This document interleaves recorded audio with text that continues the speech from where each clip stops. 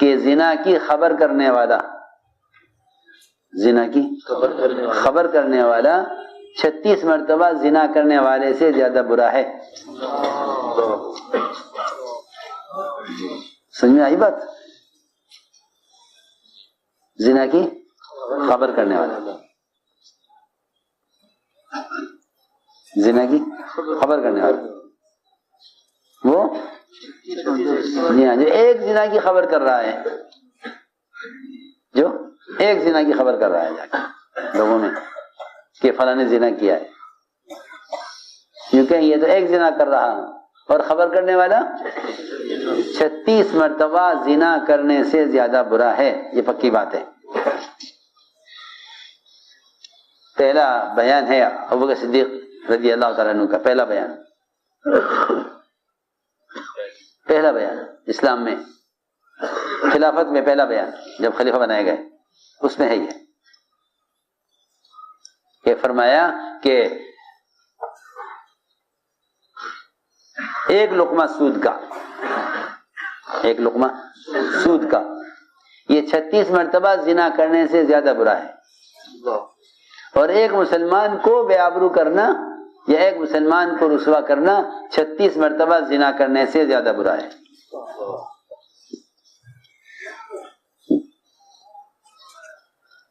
تو میں نے ایک بات عرض کی ہے کہ ہم خوبیاں نہیں تلاش کرتے، خرابیاں تلاش کرتے ہیں لوگوں کی، تاکہ خرابیاں ملیں، پھر ان کو ان سے خرابیوں کو ان کو پکڑیں۔ جی ہاں، اللہ تعالیٰ تو درگزر کر رہے، جی ہاں، وہ تو کہہ رہے ہیں کہ اگر یہ میرا بندہ زمین سے لے کر آسمان تک کے درمیان کے خلے کو گناہوں سے بھر کر لے آوے، گناہوں سے بھر لاوے، زمین سے لے کر آسمان تک، سنو غور سے بات، ہر گناہ ایک ذرے کی شکل میں ہو، ہر گناہ، میں کچھ کہہ رہا ہوں، ہر گناہ ایک ذرے کی شکل میں ہو، ایک ذرہ، ان ذرات سے زمین سے لے کر آسمان تک اس درمیان کے خلے کو بھر دیا جائے، اور یہ میرے ساتھ کسی کو شریک نہ کریں، تو مجھے اس کے ان گناہوں کی کثرت کی کوئی پرواہ نہیں ہے، اس کی گناہوں کی مجھے کوئی پرواہ نہیں ہے، اور میں اس کو جنت میں داخل کر کے رہوں گا۔ جی ہاں، وہاں تو عفو کا، درگزر کا یہ معاملہ ہے۔ جی ہاں، اور بندے جن کے ہاتھ میں نہ حساب ہے نہ عذاب ہے، جی ہاں، نہ یہ مخلوق کے رب ہیں، یہ کہیں کہ نہیں جی ہم تو ان کی اصلاح کریں گے، جی ہاں، چلو سنو تو صحیح، اور ہم آپ بھی نہیں کریں گے، یہ بھی لوگ تخلقوا باخلاق اللہ کا حکم جو ہے نا وہ یہ ہے کہ اللہ والے اخلاق، اللہ والے اخلاق اختیار کرو، اللہ والے اخلاق اختیار کرو، جی ہاں، وہ ستار ہے تم ستار بنو، وہ غفار ہے تم درگزر کرنے والے بنو، جی ہاں۔ تو اللہ پردہ ڈالیں اور یہ پردہ اٹھائیں، جی ہاں، یہ کیا کریں؟ پردہ اٹھائیں۔ لوگ کمزوریاں کہ ایک دوسرے کو جا کے بتاویں کہ جی فلاں ایسا ہے، فلاں ایسا ہے، فلاں ایسا ہے، جی ہاں۔ بریدہ اسلمی رضی اللہ تعالی عنہ، ایک صاحب آئے ان کے پاس، صحابی تھے، بڑے صحابی ہیں، حضرت بریدہ اسلمی۔ تو ایک صاحب آئے، بڑے معروف آدمی، بڑے خاص آدمی، ان کے آ کے پوچھا کہ آپ کا کیا خیال ہے فلاں فلاں کے بارے میں، حضرت طلحہ، حضرت عثمان، حضرت علی، جی ہاں، حضرت زبیر، ان کے بارے میں آپ کا کیا خیال ہے؟ جیسے آج کل بیماری ہو گئی نا کام کرنے والوں میں، کہ بجائے کام میں لگنے کے ایک دوسرے پوچھیں ہم فلاں کے بارے میں تمہارا کیا خیال ہے، تم کس طرف ہو؟ جی ہاں، سب بات ہے، یہ بیماری ہے، یہ کیا ہے؟ بیماری ہے۔ یہ آپ کس طرف ہیں، آپ کا فلاں کے بارے میں کیا خیال ہے، فلاں کے بارے میں کیا خیال ہے، یہ سوال ایک نے کر دیا اگر کس سے؟ بریدہ اسلمی رضی اللہ کہ جی آپ کا ان کے بارے میں کیا خیال ہے؟ حضرت طلحہ، حضرت زبیر، حضرت علی، حضرت عثمان، آپ ان کے بارے میں آپ کا کیا خیال ہے؟ جی ہاں، ان میں یہ عیب ہے، ان میں وہ عیب ہے، ان میں وہ عیب ہے. تو آپ کو بتائیے کہ آپ کا خیال، آپ کا رجحان کس طرف ہے؟ جی ہاں، میں تو آپ کی رائے معلوم کرنے آیا ہوں. تو فوراً جواب بریدہ اسلمی رضی اللہ عنہ نے فرمایا ان سے کہ تم مجھے قتل کرنا چاہتے ہو؟ یہ جواب دیا، تم مجھے؟ جی ہاں، جواب میں کہا تیرا باپ مرے، تیرا باپ مرے تو مجھے قتل کرنے آیا ہے؟ بددعا دی پہلے. جی ہاں، روایت میں ہے لا ابالک، تیرا باپ مرے تو مجھے قتل کرنے آیا؟ کہ نہیں، میں آپ کو قتل کرنے کیوں آتا، پر میں آپ کا قتل کیوں چاہتا، میں تو آپ کی رائے معلوم کرنا چاہتا ہوں. اور فرمایا یہ مجھے قتل کرنے آیا ہے. اور اس سے رخ پھیرا، قبلے کی طرف منہ کیا اور ان سب کے نام لے کر اللہ سے دعا کی کہ اے اللہ طلحہ اور عثمان اور علی اور زبیر، اے اللہ ان کے کارنامے تو قبول کر، اور جو انہوں نے قربانیاں دی ہیں تیرے دین کے لیے تو ان کو اس پر ان کو اجر عطا فرما، اور اگر تیرے علم میں ان سے کوئی غلطی ہوئی ہے تو انہیں معاف کر تو. جی ہاں، اور اس کو ڈانٹ کر وہاں سے نکال دیا، بھاگ جائیں یہاں سے، مجھے قتل کرنے کے لیے آئے تھے. تو کیا مطلب تھا کہ اگر میں بیٹھ کر تیرے ساتھ یہ باتیں کرتا تو تمہیں ہلاک ہو جاتا؟ یہ مطلب تھا اس کا کہ اگر میں کہتا کہ ہاں بھائی فلاں میں یہ بات ہے، فلاں میں یہ بات ہے، فلاں ایسا ہے، فلاں ایسا ہے، پھر تو تو مجھے قتل کر دیتا. جی ہاں، تو میں نے عرض کیا کہ صحابہ میں ایک صفت تھی کہ وہ ایک دوسرے کی خوبیاں تلاش کرتے تھے، خرابیاں نہیں دیکھتے تھے، خوبیاں دیکھتے تھے، کیونکہ خوبیاں چاہیے. وہ تو انسان جس چیز کا طالب ہوگا نا اسی چیز کو تلاش کرے گا نا. آپ بازار میں کوئی چیز خریدنے جائیں تو آپ کیا تلاش کریں گے بازار میں؟ تو آپ بازار میں وہ چیز تلاش کریں گے جو آپ لینے کے لیے گئے ہیں. جی ہاں، جو آپ لینے کے لیے گئے ہیں. جی ہاں، جو بازار میں گھومنے جاتے ہیں وہ کچھ نہیں خریدتے. جی ہاں، اور جو بازار میں چیز لینے جاتے ہیں انہیں اس چیز کی تلاش ہوتی ہے، وہ چیز کہاں جہاں بھی ہوگی ان کو نظر آ جائے گی، کیونکہ ان کے دماغ میں اس چیز کی تلاش ہے، اس چیز کے اندر طلب ہے. جی ہاں، جو چیز مطلوب ہے وہ مل جائے گی، جو چیز مطلوب ہے وہ مل جائے گی. اسی لیے فرمایا مجھے ایسا فرماتے تھے کہ ہمارا کام ایک دوسرے کی خوبیاں لینا، ایک دوسرے کی خوبیاں تلاش کرنا، ایک دوسرے سے خوبیوں کا لین دین، یہ ہمارا کام ہے کہ ایک دوسرے سے خوبیاں دیکھو، ایک دوسرے سے خوبیاں لو، خوبیوں کا تعامل ہمارا کام ہے.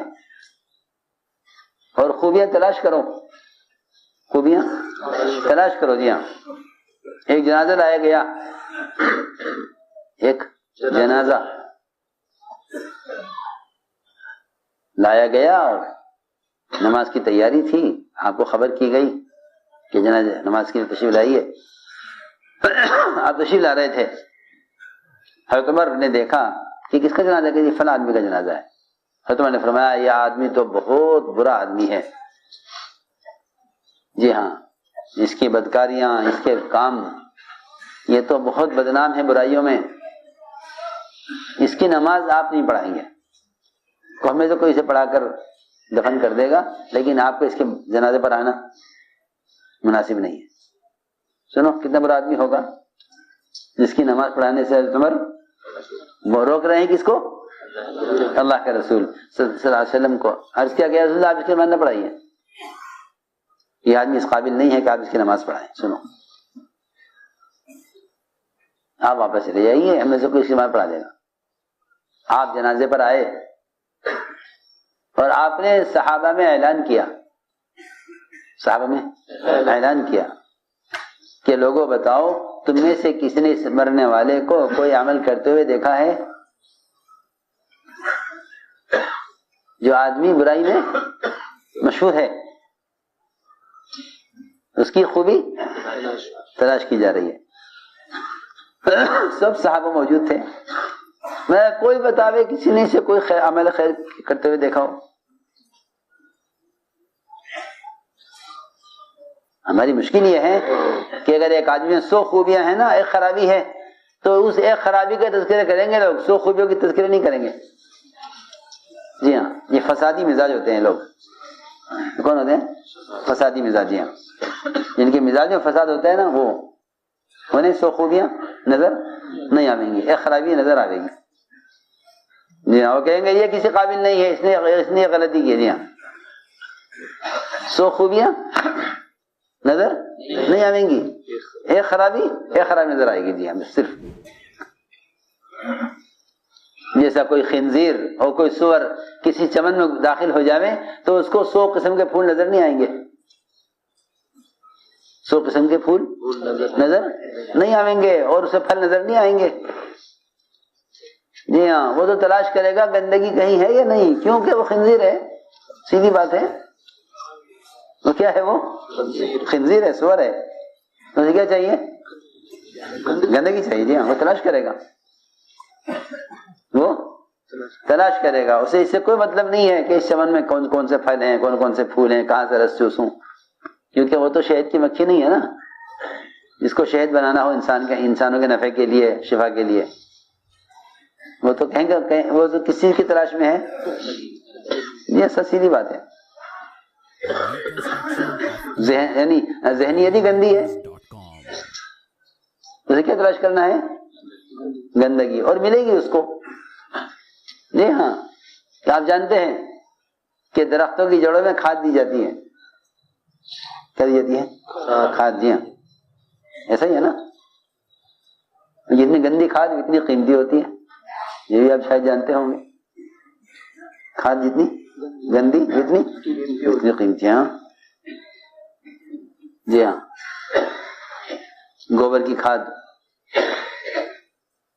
اچھی کھاد سمجھی جاتی ہے، وہ دی جاتی ہے جڑوں میں درختوں کی.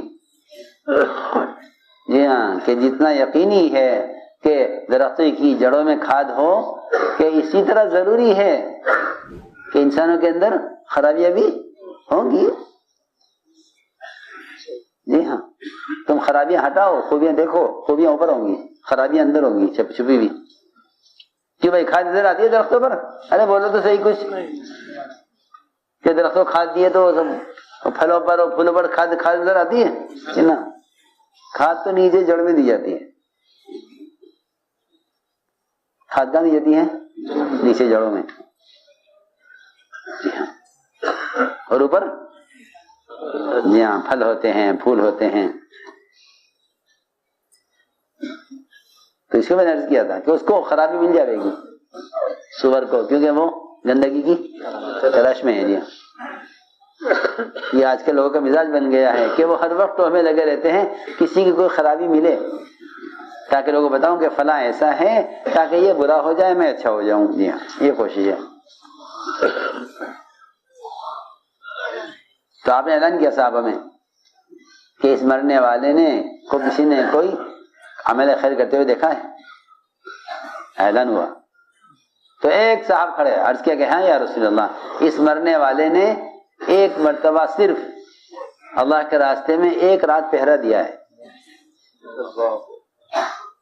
جی ہاں، نماز کا، ذکر کا، تلاوت کا، بیان تقریر کا، جہاد کا، قتال کا کوئی عمل نہیں.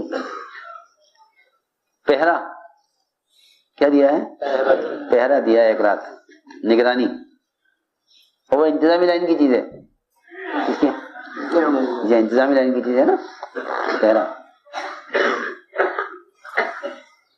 آپ نے فرمایا جو آنکھ اللہ کے راستے میں ایک مرتبہ بھی صرف پہرا دینے میں جاگی ہے، وہ آنکھ جہنم کی آگ نہیں دیکھے گی. یہ بتائی فضیلت، تاکہ اتنے برے آدمی اس کی قدر معلوم ہو انہیں. جی ہاں، اس لیے کسی مسلمان کو اب رسوا کرنا یا کسی مسلمان کو حقیر جاننا کہ یہ آدمی کو بڑی خیر سے محروم کر دیتا ہے، اسلام سے محروم کر دیتا ہے. کس سے؟ جی اسلام سے محروم کر دیتا ہے.